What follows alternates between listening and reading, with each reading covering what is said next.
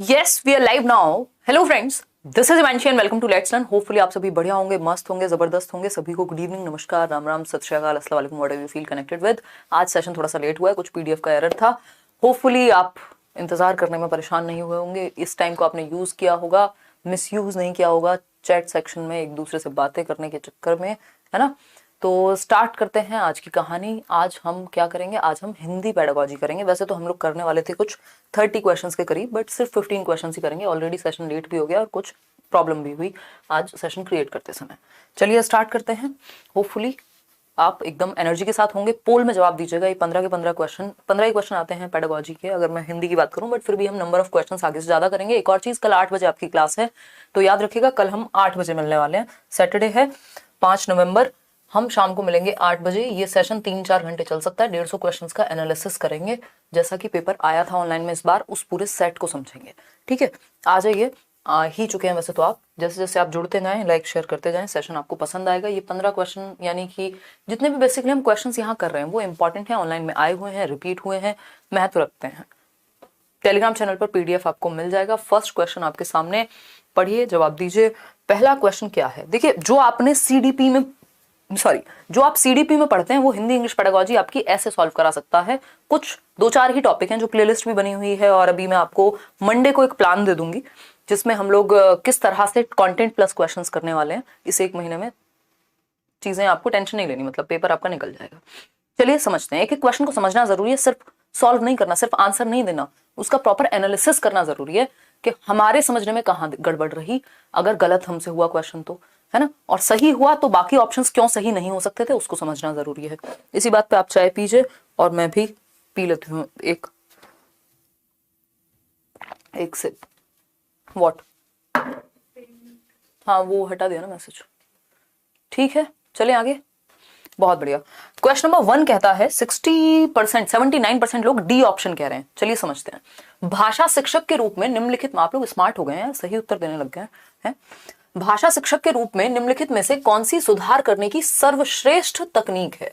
बिल्कुल सिंपल। अगर आपकी सीडीपी थोड़ी ठीक है और आप बच्चे की आप भला सोच पाते हैं, आपके पूरे पूरे नंबर पेडागोजी में, हिंदी में, इंग्लिश में, इन सब में आना बहुत ईजी है। ठीक, सर्वश्रेष्ठ तकनीक यानी बेस्ट टेक्निक कौन सी है यदि आप चाहते हैं कि भाषा शिक्षक के रूप में आपके लिए पढ़ाने का सबसे बढ़िया तरीका, मेथड। पहला ऑप्शन है शिक्षार्थी को बोलने के समय ही सुधार देना। देखिए, सबसे ज्यादा जरूरी होता है जब हम लैंग्वेज की बात करते हैं या वैसे भी पेडागोजिकली भी, कि हम बच्चे को अभिव्यक्ति की आजादी दें, है ना, एक्सप्रेस कर पाए, वो फ्रीडम टू एक्सप्रेस हिमसेल्फ और हरसेल्फ। ठीक, अभिव्यक्ति की आजादी यानी अभिव्यक्त करने दें बच्चे को, हम एक्सप्रेस करने दें। वो थोड़ा बहुत अगर गलत भाषा में भी, अपनी मातृभाषा में या फिर बोली का भी प्रयोग कर रहा है, स्टैंडर्ड लैंग्वेज का, मानकीकृत भाषा का यूज ना भी कर पाए, तब भी आप उसको पहले बोलने देते हैं। सुधार की बात बाद में आती है, एक्सप्रेस करने देते हैं। तो ये तो सर्वश्रेष्ठ तरीका बिल्कुल भी नहीं हुआ। बी ऑप्शन है सुधार कार्य पूरी कक्षा की गतिविधि के रूप में किया जाना चाहिए, ताकि कोई भी शिक्षार्थी त्रुटियों को न दोहराए। मतलब बच्चे को बेइज्जत करो पूरी क्लास के सामने, जो भी गलती की है उसने, और ताकि गलती दोबारा ना हो। देखो, गलतियां होना प्रॉब्लम नहीं है पेडागोजी में, गलतियां होना सीखने और सिखाने का हिस्सा है, अभिन्न अंग है। उनसे सीखना जरूरी है। ये नहीं है कि गलती होनी ही नहीं चाहिए, दोबारा नहीं दोहरानी चाहिए। डंडे वाला मास्टर यहां नहीं बनना है, या मास्टर नहीं। सी ऑप्शन है शिक्षार्थियों को की त्रुटियों को कभी भी सुधारने की आवश्यकता नहीं है। अब ये कहना भी गलत होगा कि कभी भी सुधारने की आवश्यकता नहीं है। वो कभी ना कभी तो उस पर काम किया जाएगा। अगर हम ठीक नहीं करेंगे तो फिर वो हमेशा के लिए हो जाएंगी। डी ऑप्शन है शिक्षक त्रुटियों का विश्लेषण करे, यानी एनालाइज करें। ये हम सीडीपी में भी कई क्वेश्चन इस तरह के कर चुके हैं, बाल विकास में भी, जहां हम ये कहते हैं, क्वेश्चन में खुद पूछा जाता है कि क्यों जरूरी है एरर्स को एनालाइज करना। तो एरर्स को एनालाइज करना, भाई फेल हुए तो क्यों हुए, सारे सब्जेक्ट उठा के देख रहे हैं, कहां गड़बड़ रही, कहां स्कोर कम रहा, किस टॉपिक को समझने में दिक्कत रही।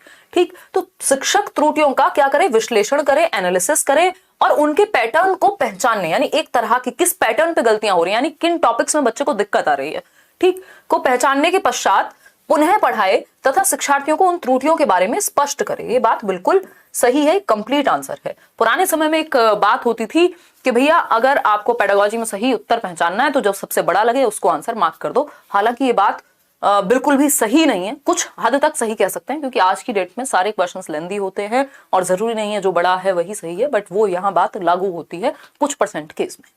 ठीक, तो हम यहाँ पे क्या समझे कि शिक्षक त्रुटियों का विश्लेषण करे, यानी एक तो एनालाइज करना जो भी गैप है, यही तो डायग्नोस्टिक टीचिंग है ना। डायग्नोस्टिक मतलब डायग्नोज करना, उपचारात्मक अधिगम, कि आप पता करें, है ना। निदानात्मक अधिगम कहते हैं, मतलब आप निदान करें, प्रॉब्लम का पता लगाएं, एनालाइज करें और फिर पुनः पढ़ाना, यानी रेमेडियल टीचिंग, रीटीच करें फिर उस चीज को। तो ये जरूरी है, ये कंप्लीट आंसर है, D option is the right answer. Question number 2 पर चलेंगे। आज सबके 15 आउट ऑफ 15 आने चाहिए, आसान है ये, क्योंकि जब आप इतने दिनों से मेरे साथ सीडीपी समझ रहे हैं तो मैं ये बिल्कुल मान के चल रही हूं कि आपको ये समझने में दिक्कत नहीं होगी, ठीक है ना। एक बार आ जाइए, थोड़ा और जूम इन कर लेते हैं, क्योंकि आज तो बाइलिंगुअल भी नहीं है क्वेश्चन, आज सिर्फ हिंदी में है, क्योंकि हम हिंदी पेडागोजी यानी शिक्षण शास्त्र कर रहे हैं हिंदी भाषा का। देखिए, समझिए, जानिए और जवाब दीजिए। अगर हम बात करते हैं किसकी, बताइए 75% आंसर्स आपके आ रहे हैं ए ऑप्शन के लिए। समझते हैं, श्रव्य भाषावाद पूरी तरह से निर्भर है। श्रव्य भाषावाद मतलब क्या हुआ, ऑडियो लिंगुअल मेथड या ऑडियो लिंग्विस्टिक्स। ऑडियो लिंग्विस्टिक्स क्या है भाई, कि भाषा को ऑडियो के माध्यम से सीख रहे हैं आप, ठीक। या ऑडियो लिंगुअल मेथड भी एक मेथड होता है जिसमें सुन करके बच्चा सीखेगा चीजें। अब ये रेडियो हो सकता है, अब ये कोई और ऐसी श्रव्य सामग्री हो सकती है।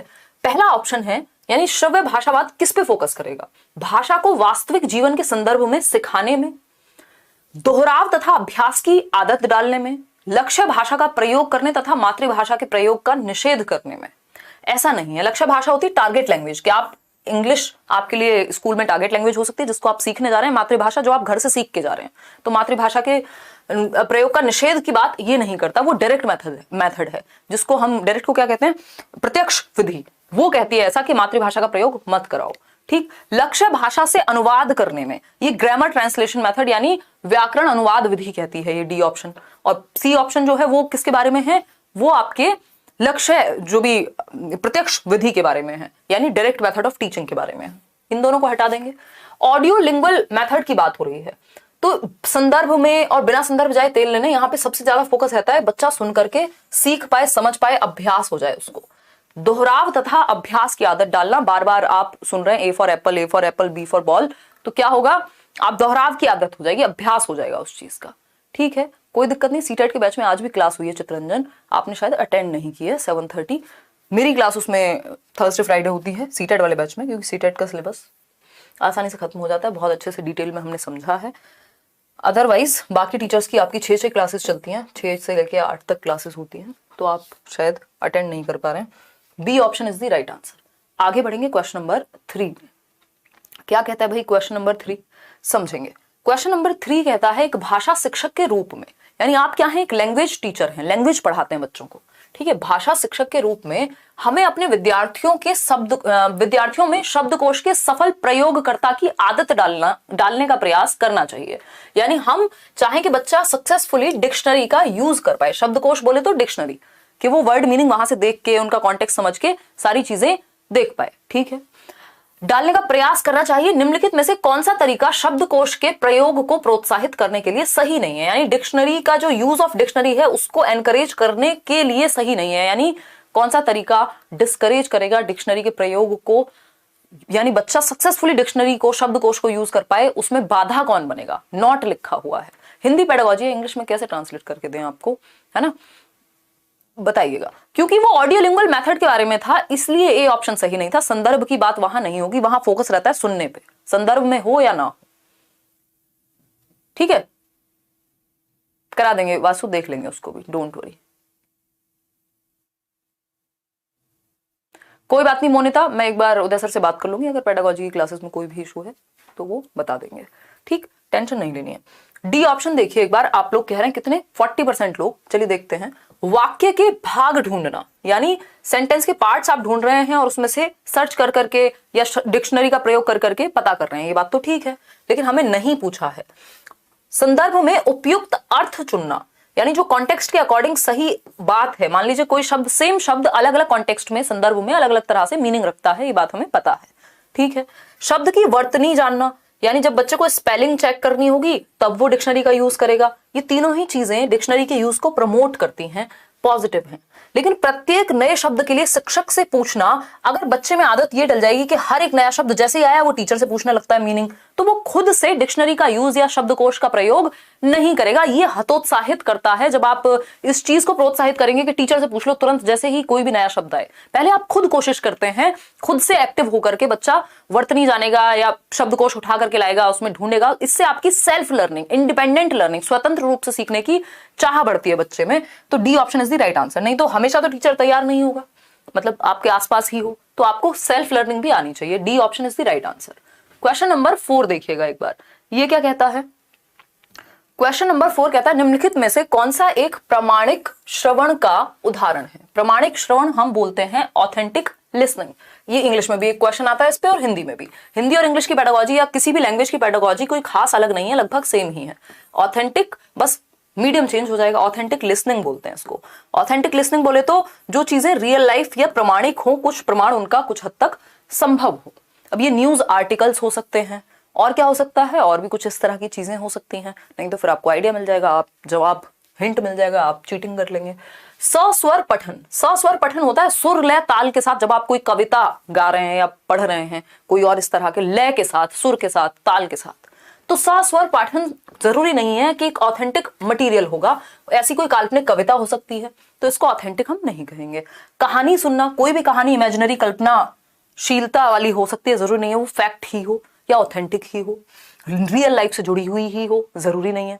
गीत गाना, गीत गाना भी अपने आप में कल्पनाशील एक्टिविटी ज्यादा है। ऑथेंटिक लिसनिंग में या तो हम कोई न्यूज आइटम की बात करते हैं या फिर रेडियो पर कोई प्रसारण भी इसका उदाहरण हो सकता है। अब अगेन ऐसा नहीं है कि रेडियो पर जितने भी प्रसारण हो रहे हैं वो सब ऑथेंटिक हैं, बट हाँ, इन सब में से रेडियो प्रसारण एकमात्र ऐसा सही उत्तर है जहां पर ऑथेंटिक लिसनिंग के चांसेस ज्यादा हैं, ऑथेंटिक चीजें आपको ज्यादा मिलेंगी। ठीक, तो ऑथेंटिक लिसनिंग का जो एग्जांपल है वो यहाँ रेडियो प्रसारण है। बाकी न्यूज आर्टिकल वगैरह भी ऑथेंटिक मटेरियल्स में आते हैं। C option is the right answer. Question number 5 पर चलेंगे, पढ़िएगा। भाषा शिक्षक के रूप में हमें व्याकरण का डैश ज्ञान होना चाहिए। मतलब जब आप एक लैंग्वेज टीचर हैं तो आपको व्याकरण का कैसा ज्ञान होना चाहिए, ये पूछा है हमसे सिंपल भाषा में। बताइएगा, हल्का सा इसको जूम आउट कर देते हैं। देखिए, जूम आउट किया हमने। भाषा शिक्षक के रूप में हमें व्याकरण का डैश ज्ञान होना चाहिए। अव्यक्त तथा व्यक्त, यानी जो व्यक्त किया जा सके, एक्सप्रेस किया जा सके, और जो व्यक्त ना किया जा सके, दोनों तरह का। चलिए, पॉजिटिव है। सुस्पष्ट, ये भी बुरा नहीं है, लेकिन हमें क्या चाहिए, बेस्ट ऑप्शन चाहिए 4 ऑप्शंस में से।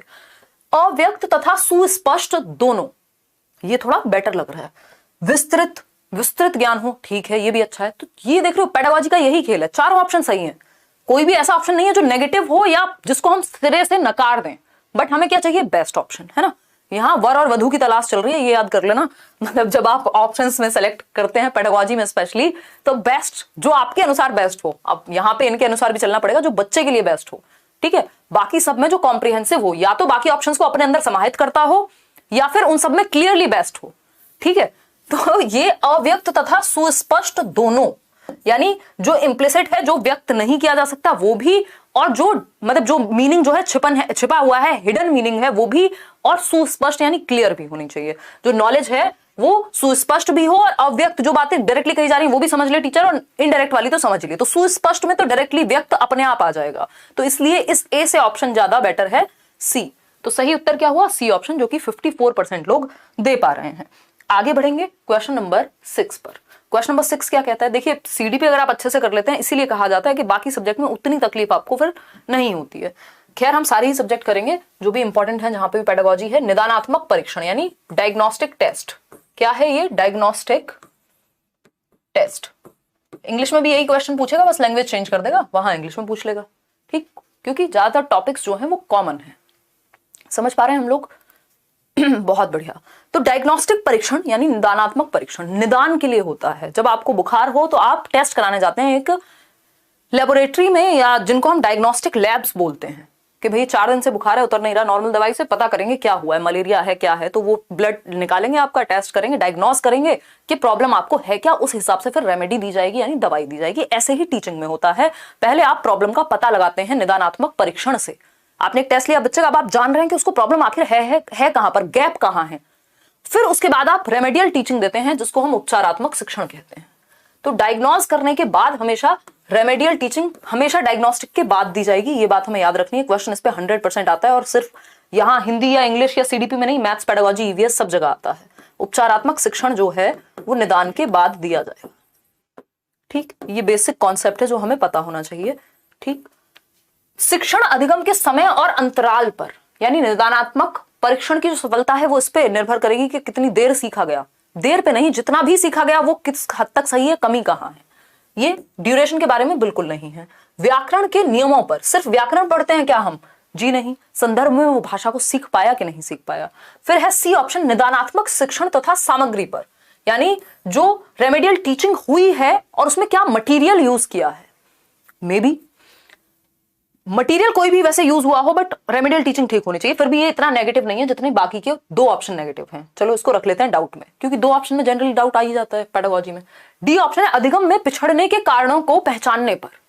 डायग्नोज का मतलब ही है आप गैप समझ पाए, कमी रह कहां गई, उसके बाद उसको सुधरवाएंगे। तो अधिगम में पिछड़ने के कारणों को पहचानने पर, इससे ज्यादा बेहतर है ये कि सबसे ज्यादा जरूरी है कि हम कारण पहचान पाए। हम डायग्नोज जो कर रहे हैं, निदानात्मक परीक्षण ले ही इसलिए रहे हैं कि हम समझ पाए कि कमी रह कहां गई है, क्या कारण है उसके पीछे, गैप को फिर हम फुलफिल कर पाएंगे। D option is the right answer. आगे बढ़ेंगे, क्वेश्चन नंबर 7 देखिएगा। क्वेश्चन नंबर 7 क्या कहता है भाई? क्वेश्चन नंबर 7 कहता है, एक बच्चा, बच्ची यानी बच्चा या फिर बच्ची विद्यालय में भाषा की कक्षा में अपनी प्रथम भाषा को सीखने में अक्सर समस्या का सामना करते हैं या करता है, क्योंकि, समझिएगा फिर से, एक बच्चा है या बच्ची है, जब वो स्कूल में अपनी ही प्रथम भाषा समझ रहे हैं ना, मातृभाषा उसकी फर्स्ट लैंग्वेज, मान लीजिए हिंदी है, और हिंदी मेरे को घर में मैंने सीख ली, बोलना आता है, मैं 6 साल की उम्र में पहली कक्षा में गई, और लेकिन अब जब मैं स्कूल में हिंदी सीख रही हूं तो मुझे मुश्किल लग रही है। अदरवाइज तो मैं हिंदी में बातें कर लेती हूँ, बातें समझ लेती हूँ, मूवी देख लेती हूँ, कार्टून देख लेती हूँ और सारी चीजें सही चल रही है, हिंदी तो मुझे आती है। लेकिन जब आप उसको पढ़ने लगते हैं स्कूल में जाके तो समस्या का सामना करना पड़ता है। इसका रीजन बताइए। इसका सिंपल रीजन क्या होगा? अपनी भाषा को विद्यालय में सीखना रोचक नहीं है। अब रोचक तो टीचर के ऊपर है, वो मेथड अगर अच्छे होंगे तो रोचक तो बनाया जा सकता है। ऐसा थोड़ी है, कोई फैक्ट थोड़ी है, तथ्य थोड़ी है कि रोचक होगा ही नहीं। अगर टीचर ठीक नहीं है तो रोचक नहीं होगा। नोट्स छोटू कल मिल जाएंगे सीडीपी के, मोस्ट प्रोबेबली नहीं, अगर कल नहीं मिले किसी %, क्योंकि कल 3-4 घंटे की क्लास है, नहीं तो मंडे तो आपको नोट्स मिल ही जाएंगे ज्यादातर सब्जेक्ट के, या फिर नेक्स्ट कमिंग वीक में एक दिन करके एक नोट्स आपको मिलते रहेंगे। ठीक है, खैर बी ऑप्शन है, विद्यालयी भाषा घर की भाषा की अपेक्षा अधिक औपचारिक है। बी ऑप्शन 63% लोग सही दे रहे हैं आंसर, जो कि बहुत खुशी की बात है कि विद्यालय भाषा घर की भाषा की अपेक्षा क्या है? औपचारिक है, अधिक फॉर्मल है। अगर हम यहाँ बिल्कुल रोबोट की तरह बातें करेंगे, कभी हंसी मजाक नहीं होगा, है ना, कभी जोक्स नहीं होंगे जो आपके एज ग्रुप को समझ में आते हैं, जिसमें मजा आता हो, तो फिर ये क्लास कैसी हो जाएगी? बहुत औपचारिक हो जाएगी, फॉर्मल हो जाएगी। तो जब हम डेली लाइफ में घर में इस भाषा सीखते हैं तो वो अनौपचारिक होती है, इनफॉर्मल होती है। हमें लगता है अरे ये तो अपना ही बंदा है, अपनी ही बंदी है। मतलब जब हम किसी से मिल रहे हैं, टीचर से, एक वो कंफर्ट की फीलिंग आनी चाहिए। ठीक, तो वो ज्यादा औपचारिक अगर हो जाएगी, ज्यादा रूल्स हैं वहां पे, नियम कायदे कानून ज्यादा हैं, प्रॉपर एक पैटर्न है, तो इसलिए कई बार मुश्किल लगती है घर की भाषा से स्कूल की भाषा, चाहे भाषा सेम ही क्यों ना हो।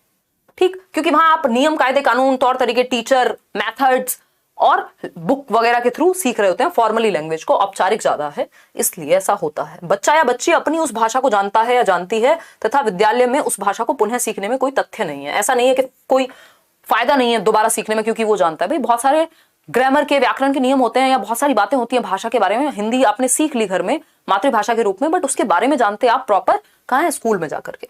तो विद्या, ऐसा नहीं है कि इसमें कोई फैक्ट नहीं है, आप प्रॉपर सीख पाते हैं भाषा को। विद्यालय में उस भाषा को सीखना कठिन है, ये भी कोई फैक्ट नहीं हुआ। तो बी ऑप्शन जो है वो सही कारण है कि इसलिए कठिनाई होती है क्योंकि ज्यादा फॉर्मल होती है जब आप उस लैंग्वेज को विद्यालय में सीखते हैं। क्वेश्चन नंबर 8 देखिए और पढ़िए, जवाब दीजिए पोल में। ठीक है जी। यार साइंस तो मैं नहीं कराती हूँ, साइंस और एसएसटी, है ना। चलिए खैर, जवाब दीजिए। 21,000 लोग हम लोग जुड़े हुए हैं, सिर्फ 9,100 लोगों ने लाइक किया, तो बाकी के आधे से ज्यादा लोग लाइक शेयर कर दें अगर उनको सेशन पसंद आ रहा हो, समझ में आ रही हो बातें। कहानी सुनाना विद्यार्थियों की सहायता करता है, यानी जब आप स्टोरी सुना रहे हैं कोई उनको, है ना, वाचन कर रहे हैं किसका? कहानी का सुना रहे हैं बेसिकली।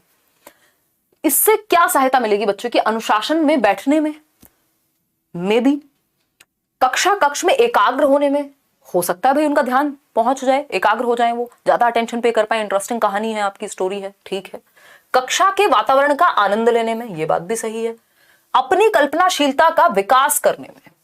अब देखो यहां चारों ऑप्शन सही हैं, पॉजिटिव हैं, कोई बच्चे की बुराई की बात नहीं कर रहा, लेकिन जो सबसे ज्यादा बच्चे को एक्टिव रखे, सक्रिय हो जहां बच्चा सौरभ पांडे, और जिसमें बच्चे का ज्यादा भला हो, तो ज्यादा भला कहां है? अपनी कल्पनाशीलता का विकास करने में है, जो कि 78% लोग सही आंसर दे रहे हैं। बहुत खुशी की बात है, अब आप लोग आंसर सही दे रहे हैं। देखो अनुशासन, एकाग्रता, आनंद तीनों हो जाएंगे यदि बच्चा अपनी कल्पनाशीलता का विकास करेगा या उसका ध्यान, उसको इंटरेस्ट उस चीज में आ रहा होगा, ये बाकी तीनों चीजें अपने आप आ जाएंगी। और बच्चे का जो विकास है वो कब बेहतर होगा? सिर्फ आनंद लेने में, कल्पनाशीलता में, इमेजिनेशन पावर अगर उसकी अच्छी हो रही है तो वो बहुत सारी चीजें खुद से सृजनात्मक बनेगा, क्रिएटिव बनेगा। बच्चे का ज्यादा भला डी ऑप्शन से होगा, बाकी के तीनों से कम है इस डी के मुकाबले, तो ज्यादा बेहतर ऑप्शन डी हुआ। आगे बढ़ेंगे नेक्स्ट क्वेश्चन पे। क्वेश्चन नंबर है 9।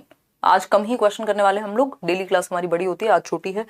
क्वेश्चन नंबर 9 देखिए, निम्नलिखित में से कौन सा तरीका विद्यार्थियों के लेखन कौशल का आकलन करने के लिए सर्वश्रेष्ठ है? यानी उनकी राइटिंग स्किल्स को असेस करने के लिए, बच्चे की राइटिंग स्किल्स को, कि वो लिखता कितना बेहतर है, इसका आपको असेसमेंट करना है, आकलन करना है, जानना है इस बात को कि कौन सा बच्चा कितना बेहतर तरीके से लिख पाता है। तो इसके लिए कौन सा तरीका बेस्ट होगा? पहला ऑप्शन है हमारे पास, पाठ्यपुस्तक के पाठ पर आधारित प्रश्नों के उत्तर देना। ये सबसे बोरिंग है। क्या है? सबसे बोरिंग या उबाऊ तरीका है कि जो पाठ्यपुस्तक में पाठ है उसके आधारित आपने प्रश्न पूछ लिए, तो बच्चा लिख देगा रट्टे लगा करके जो आपने लिखवाया होगा। इसमें कोई भी अभिव्यक्ति शामिल नहीं हुई बच्चे की, है ना। श्रुत लेख आप समझते हैं, वो जो इमला बोला जाता था, डिक्टेशन जिसको कहते हैं, तो डिक्टेशन में भी जो आपने बोला होगा वो डिक्टेट करके लिख देगा। ठीक है, चलो कुछ हद तक पता तो लगेगा यहाँ पे भी, लेकिन ये बेस्ट ऑप्शन नहीं लग रहे।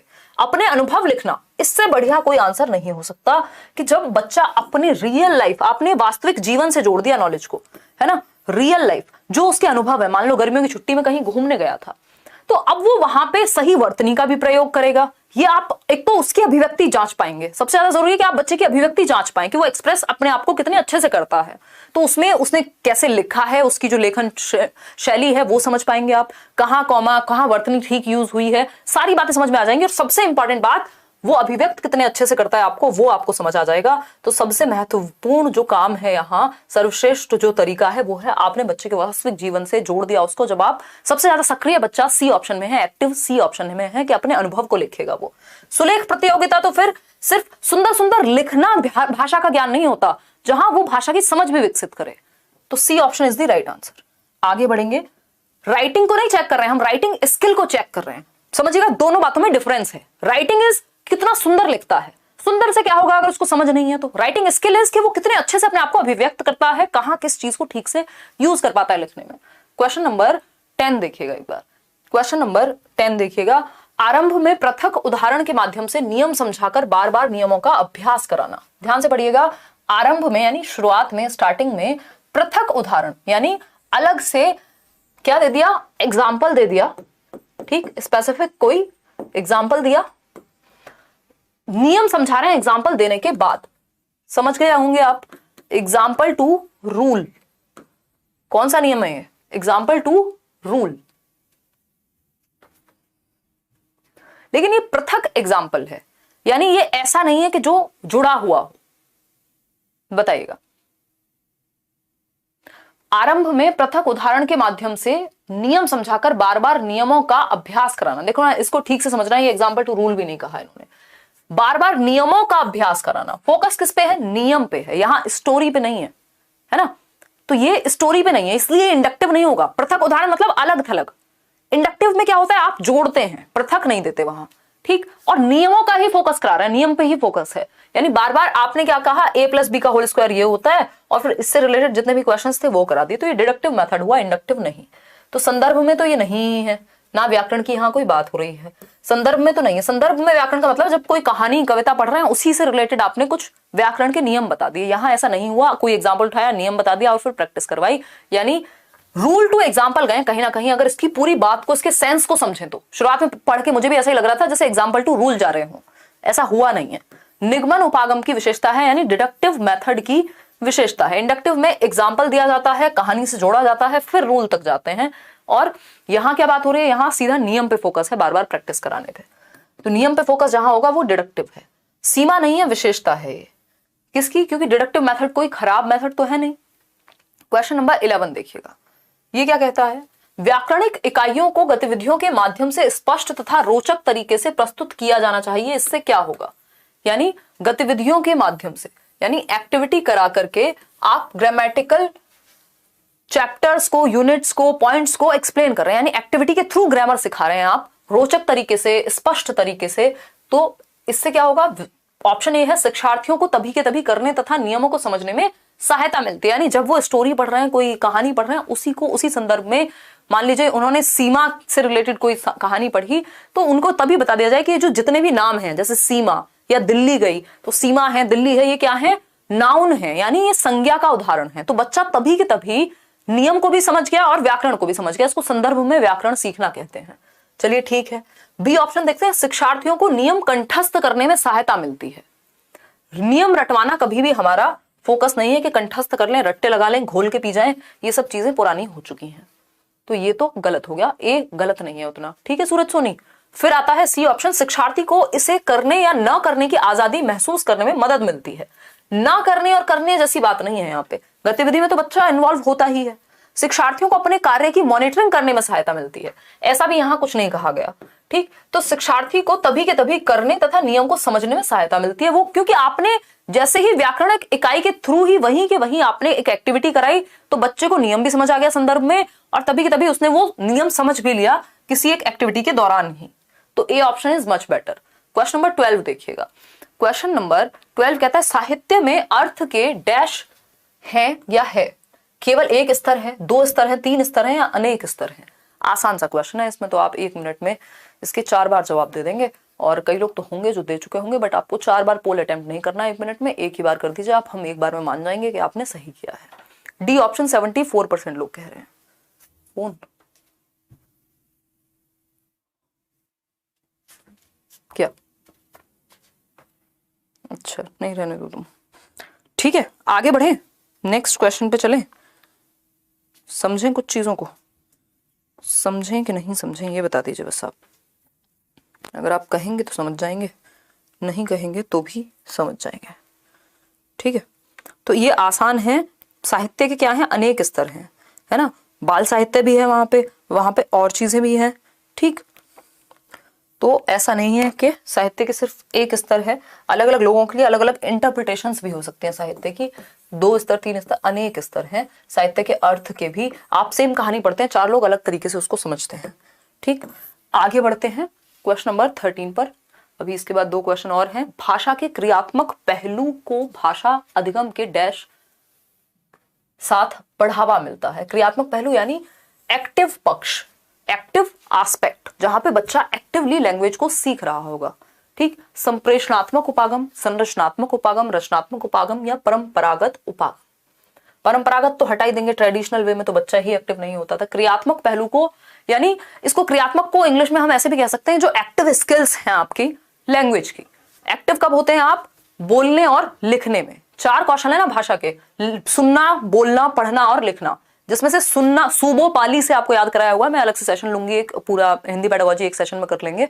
तो सुनना, बोलना, पढ़ना और लिखना, जिसमें से सुनना और पढ़ना ग्रम्यात्मक कौशल है, जिसमें बच्चा उतना सक्रिय नहीं है जितना वो लिखने और बोलने में होगा। तो संप्रेषणात्मक उपागम में सबसे ज्यादा, जहां कम्युनिकेशन, संप्रेषण का मतलब क्या है? कम्युनिकेट करेगा जहां वो, तो सबसे ज्यादा बढ़ावा जो है भाषा के क्रियात्मक पहलू को भाषा अधिगम के संप्रेषणात्मक उपागम के साथ बढ़ावा मिलता है ना। कि इस संरचना हो गई कि वो कैसे बिल्ड हुआ है, उसके पार्ट्स ऑफ स्पीच क्या है, जो भी वो जिस तरह से स्ट्रक्चर बना हुआ है उसका, तो इन सब में ज्यादा एक्टिव क्या है? संप्रेषणात्मक कौशल है। आगे बढ़ेंगे क्वेश्चन नंबर 14। क्वेश्चन नंबर 14 क्या कहता है? भाषा की कक्षा में साहित्यिक पाठ्य सामग्री को डैश के शिक्षण अधिगम के लिए प्रयोग किया जा सकता है। साहित्यिक पाठ्य सामग्री यानी जो भी आपका लिटरेचर रिलेटेड टेक्स्ट बुक्स हैं या मटेरियल है, उसको कैसे हम यूज करें भाषा के कार्य तथा नई शब्दावली के शिक्षण अधिगम के लिए, नियमों के पुनर्निर्माण के लिए, पुनर्निर्माण के लिए, या फिर अधिगम अक्षमताओं के लिए या उच्चारण विकसित करने के लिए। बताइएगा। फटाफट से बताइए ताकि हम आगे बढ़ सके। इसमें अलग अलग जवाब अलग अलग लोगों के हैं।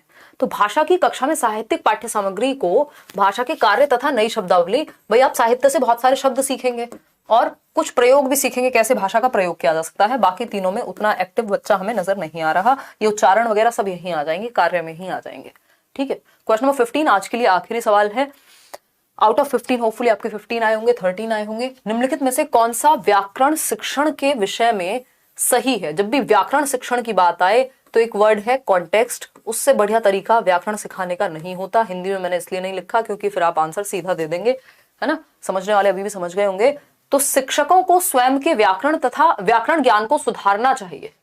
सबसे बेहतर तरीका पूछा है, ये कुछ और ही कह रहे हैं। व्याकरण को अलग से समझाना चाहिए, बिल्कुल भी नहीं, है ना। आइसोलेटेड रूप में नहीं, अलग से नहीं कि व्याकरण के रट्टे लगवा रहे हैं, वो नहीं करना।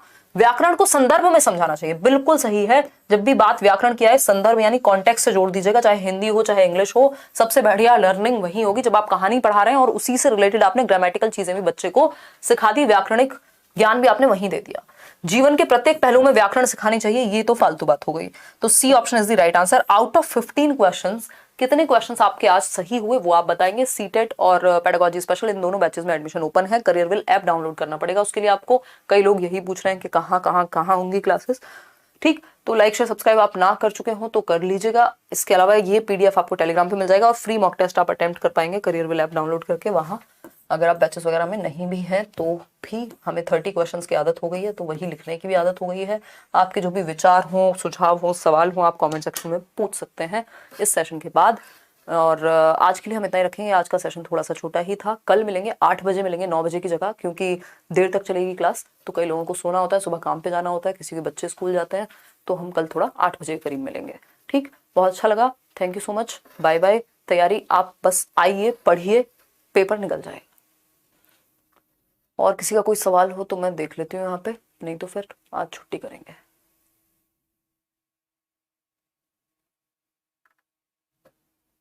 नोट्स मिलेगा टेलीग्राम पे, सभी को मिलेगा, फ्री मिलेगा। और ये क्लासेस यूट्यूब पे चल रही है 9 बजे, है ना। चलिए टेक केयर, बाय। कल मिलते हैं 8 बजे।